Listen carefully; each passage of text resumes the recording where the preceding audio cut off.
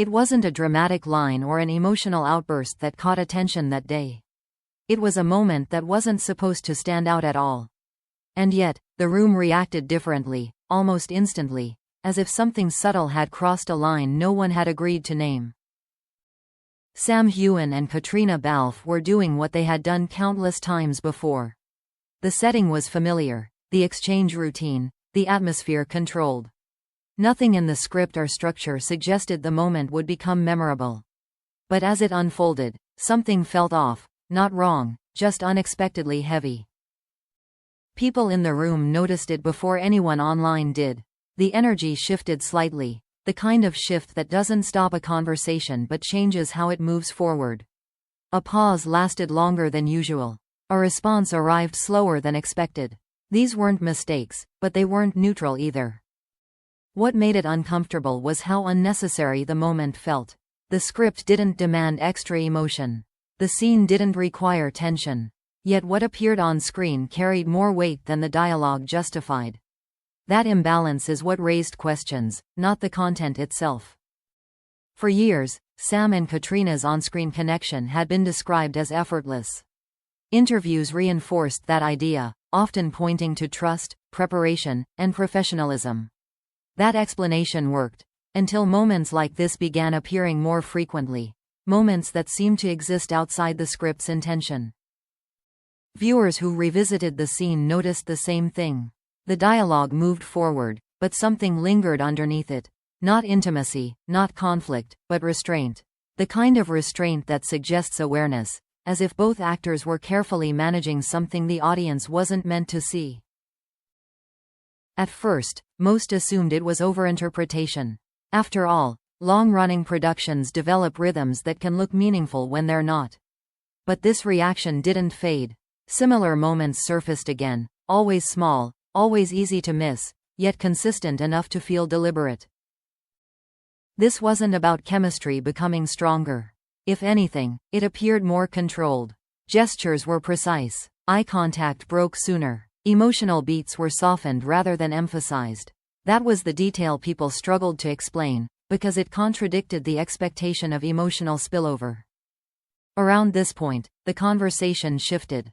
The question stopped being, "Is this more than acting?" and became something less comfortable. Why did it look like something was being held back? And why now, after years of apparent ease? That realization became the rehook that changed how everything before it was interpreted. If these moments were intentional, then they weren't accidental emotional leaks. They were adjustments. And adjustments suggest boundaries, boundaries responding to pressure rather than spontaneity. Once viewed through that lens, earlier assumptions no longer fit. This wasn't about excess feeling, but about control. About preventing something from being misread, misused, or pulled into a narrative neither of them had chosen. And that possibility carried more weight than any romantic interpretation. People began rewatching older scenes with this in mind. What once looked natural now appeared carefully balanced. What felt warm before now seemed measured. It didn't erase the connection, it reframed it as something managed rather than freely expressed. Notably, neither Sam nor Caitriona addressed these interpretations directly. Interviews remained focused on craft. Questions were answered politely, then redirected. There were no corrections, but no confirmations either. That silence felt intentional, not evasive.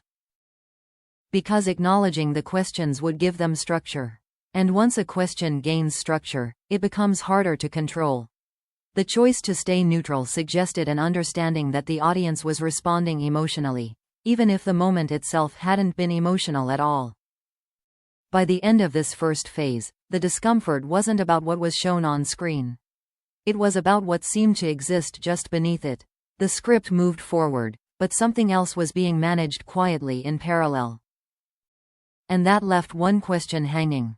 If this was truly nothing more than the script, why did it suddenly feel like both Sam and Caitriona were trying so hard to make sure it stayed that way? As the reaction continued to ripple outward, it became clear that the moment itself was no longer the focus. What people were responding to had taken on a life of its own. The original exchange faded into the background, replaced by a broader sense that something unspoken had finally been exposed. Sam and Caitriona appeared to sense this shift almost immediately. Their public presence became noticeably more controlled, not withdrawn but recalibrated. Answers were shorter, transitions smoother, as if both were aware that even neutral behavior could now be interpreted as intention. Observers began drawing comparisons to earlier years. Similar moments had happened before, but they hadn't triggered this level of scrutiny. This time felt different, and the difference wasn't volume, it was timing. Expectations had been building quietly, and this reaction landed when patience was already thin. What complicated matters was the absence of correction. Neither of them stepped in to redirect the narrative or clarify the misunderstanding. That silence wasn't defensive, but it wasn't accidental either. It suggested an understanding that once a reaction reaches this stage, explanation often makes things worse. As discussions intensified, a new angle began circulating. What if the reaction wasn't about Sam or Caitriona individually, but about the space between them? A space audiences had filled with assumptions over time, turning subtle interactions into emotional investment without realizing it. This reframing changed the tone of the conversation. Instead of asking what they had done, people started questioning what they had projected. The discomfort shifted outward, away from the actors and toward the expectations surrounding them. And that made the situation harder to resolve. Midway through this shift, a second rehook emerged. What if the unusual reaction wasn't unexpected at all, but delayed? What if it was the release of years of accumulated interpretation, finally triggered by a moment that happened to be visible enough to latch onto? That possibility unsettled even those who had followed the story closely.